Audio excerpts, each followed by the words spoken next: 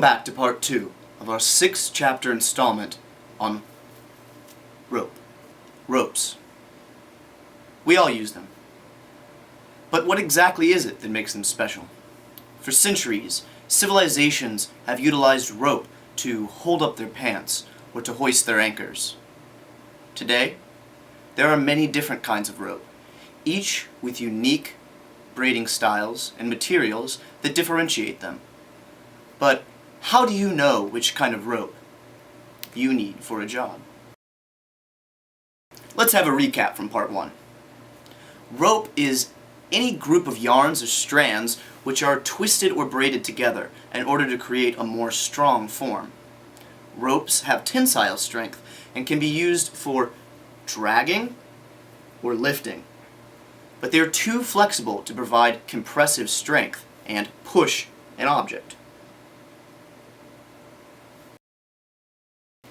When talking about rope construction, there are 2 general categories: the twist and the braid. Twisted rope is formed by coiling strands together in the same direction. The fibers within each of the 3 strands must twist in the opposite direction as the corresponding strand. This produces a balanced rope, which means that it hangs straight and resists kinking.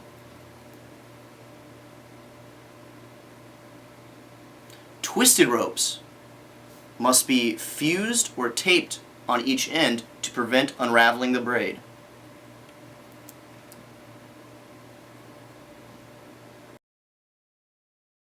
The other type of rope construction is braided. Braided ropes are tightly woven to create a very rounded and firm structure. The braids are woven over and under each other in order to create a unique support. Braided ropes are useful for when there is a risk of abrasion, so they're often used in machines such as pulleys.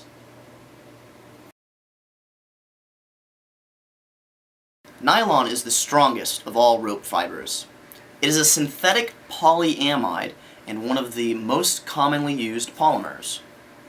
It is excellent against rot and mildew, and it is not damaged by oil and most chemicals. Nylon rope is ideal for absorbing shock loads because it has the greatest stretch of all ropes.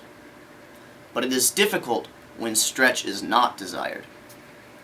Warning: ropes made from nylon fibers are highly stretchy.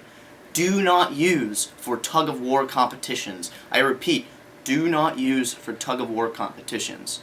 The nature of nylon allows for it to stretch and recover quickly, meaning that it can snap back and release its stored energy, which could result in your team losing or even death. This is my favorite type of rope. Back in my day, we used to make it out of hemp, but that was before that we learned you could smoke it. Manila rope is made from abaca, a relative to the banana plant. Manila has a moderate stretch and can hold a knot well, which means that it is a popular all-purpose rope for all around the house, at your place of work, or in your yard.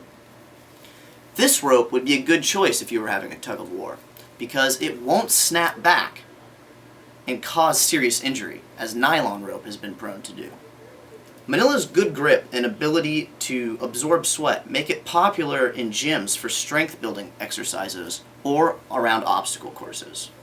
Since it is made from naturally occurring non-synthetic materials, it has the advantage of decomposing over time, making it the greenest of high-strength ropes.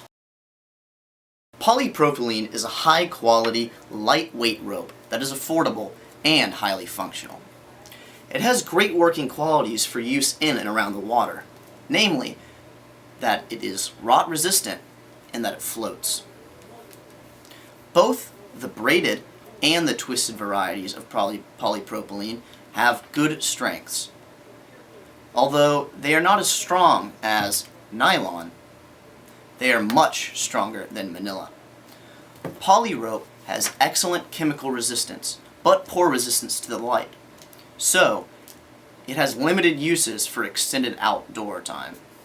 However, because it floats, it is commonly used for throw lines or swimming pool lane markers. So, in conclusion, each type of rope has its own strengths and weaknesses. if you're looking for a rope that can handle a very heavy workload, then likely you'll want something like a braided nylon. But the diameter of the rope comes into play as well. In this case, bigger really is better. Next time, we'll find out what happens when you combine 2 or more ropes together to make a super rope.